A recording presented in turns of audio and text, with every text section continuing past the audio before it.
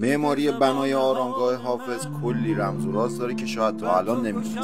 طراحی پلکان ورودی با عرض 20 متر که به نشونه ساخته شدن آرامگاه تو قرن 20.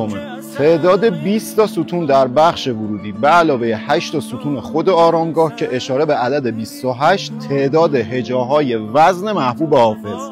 قرار گرفتن گنبد روی لبه‌های ستون به نشونه ناپایداری جهان. تعداد 8 تا ستون آرامگاه که اشاره به قرن 8، قرنی که حافظ زندگی می‌کرد. میناکاری درون گنبد هم اشاره به گنبد مینا داره. شکل گنبد بر اساس شکل دستار درویشا طراحی شده و جنسش هم از مس که اشاره به کم قیمت بودن جهان داره.